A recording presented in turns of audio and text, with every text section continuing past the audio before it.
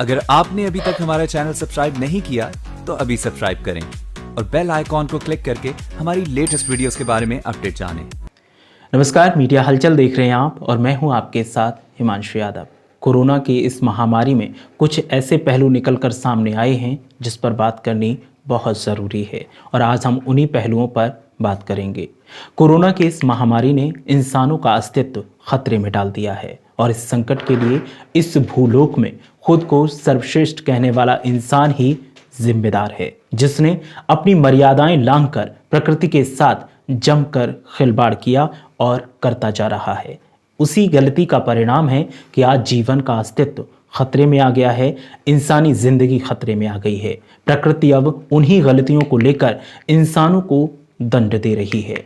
जिस तरह इंसानों ने एक सभ्य समाज के निर्माण के लिए यानी सामाजिक समरसता बनाए रखने के लिए कुछ नियम और कानून बनाए हैं, वो अब उस पर भारी पड़ रहे हैं। उसी तरीके से प्रकृति और इंसानों के बीच भी कुछ नियम और कानून हैं जिनका अनुसरण करना जरूरी था, लेकिन हमेशा इंसानों ने अपनी आकांक्षाओं को पूरा करने के लिए प्रकृति के नियमों के विरुद्ध तमाम कार्य किए और करने के प्लान भी बनाए। इंसान अपनी अदालत में हर लड़ाई जीत सकता है, लेकिन फैसला जब कुदरत की अदालत में जाता है तो वहां पर इंसान के लिए जीतना मुश्किल हो जाता है, क्योंकि कुदरत का फैसला हमेशा उसके अपने पक्ष में होता है। इंसानों ने जो गलती की है उसकी सज़ा भुगतनी ही होगी।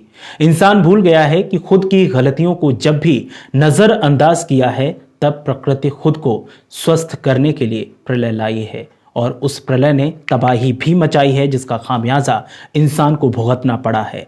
तमाम सजाएं मिलने के बाद भी कुदरत से खिलवाड़ करने की आदत इंसान ने नहीं छोड़ी। कोरोना भी उसी प्रलय का एक रूप है। पिछले 2 दशकों में सॉर्स, मर्स, इबोला, निपाह जैसे वायरस और अब कोरोना वायरस ने इंसानों की समृद्ध समाज में भूचाल ला दिया है। ऐसा लग रहा है जैसे कि प्रकृति अपने रिमोट का रीसेट बटन दबा रही है और खुद को स्वस्थ कर रही है, क्योंकि इंसानों ने प्रकृति को बीमार कर दिया था और जब प्रकृति ने रीसेट बटन दबाया तो अब इंसान बीमार होने लगा और फिर से खुद को ठीक करने की प्रकृति ने कोशिश शुरू कर दी।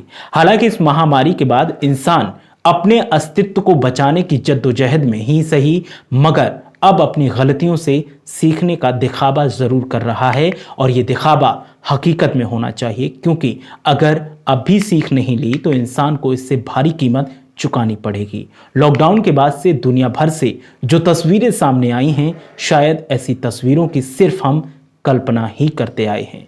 कोरोना के आने से काफ़ी कुछ बदलाव देखने को मिल रहा है। आज लॉकडाउन की वजह से हमेशा धुंधला दिखने वाला आसमान एक बार फिर साफ, स्वच्छ और नीला दिखाई देने लगा है।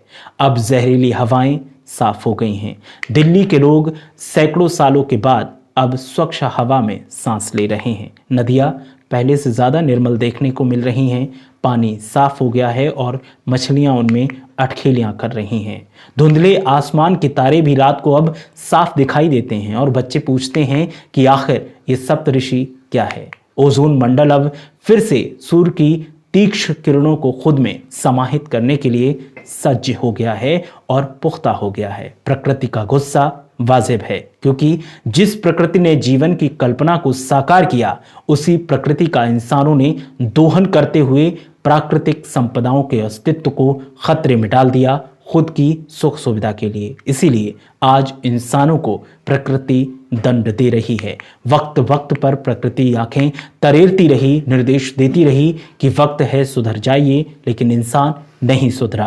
प्रकृति से खिलवाड़ मत कीजिए, नहीं तो प्रकृति जब खिलवाड़ करने को तैयार होती है तो उसका मंजर कैसा होता है, ये दुनिया भर में त्रासदी की खबरों से आप अंदाजा लगा सकते हैं। खैर, अपनी गलतियों से सीखने का वक्त फिलहाल यही है। खुद को घर में कैद कीजिए, लॉकडाउन का पालन कीजिए, सरकारी दिशा निर्देशों का पालन कीजिए, अपने घर को, अपने परिवार को, अपने पड़ोसियों को, अपने समाज को, देश को, प्रदेश को सुरक्षित बनाइए, क्योंकि प्रकृति नाराज है और उसकी नाराज़गी को झेलना इंसान के बस में नहीं है।